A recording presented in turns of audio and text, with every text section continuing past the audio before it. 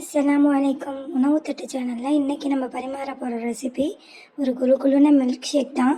வெயிலுடைய சூட்டை தணிக்கிற இந்த ரெசிபியை எப்படி செய்கிறதுன்னு பார்க்கலாம் வாங்க. இதுக்கு தேவையான பொருட்கள் வாட்டர்மெலன், நுங்கு, நட்ஸு, பால், கண்டென்ஸ்டு மில்க்கு, சீனி, அப்புறம் ரூஹே அஃப்ஸா.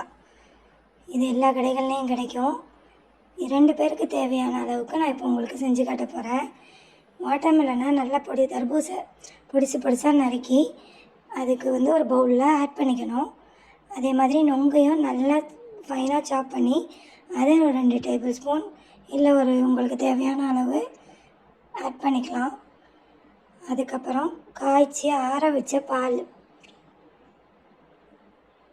அதுக்கு முன்னாடி ரூஹே அஃப்ஸா நல்ல ஃப்ளேவர் கொடுக்கும். பசங்க சில பேர் விரும்பி சாப்பிட மாட்டாங்க. நம்ம இது தர்பூசோட ஆட் பண்ணும்போதே அவங்களுக்கு அந்த வாசம் டாமினேட் ஆகிடும். நல்லா விரும்பி எல்லோரும் சாப்பிடுவாங்க. அது ஒரு 2 டேபிள் ஸ்பூன் ஆட் பண்ணிக்கலாம்.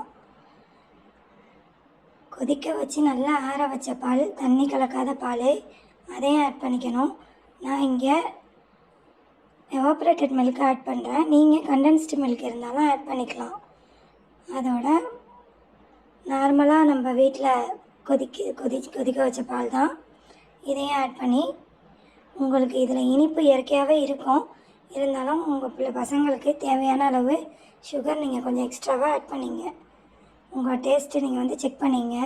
இந்த மாதிரி நீங்கள் ஒரு வித்தியாசமாக தர்பூசை மில்க் ஷேக்கில் கலந்து கொடுக்க போகும்போது அது ஒரு வெயிலுடைய சூட்டை தணிக்கிற ஒரு சூப்பரான பானம். குழந்தைங்கள்லேருந்து பெரியவங்க வரையும் விரும்பி சாப்பிடுவாங்க. இதை ட்ரை பண்ணி பாருங்கள். எங்கள் சேனலை சப்ஸ்கிரைப் பண்ணுங்கள், பெல் பட்டன் அழுத்துங்க.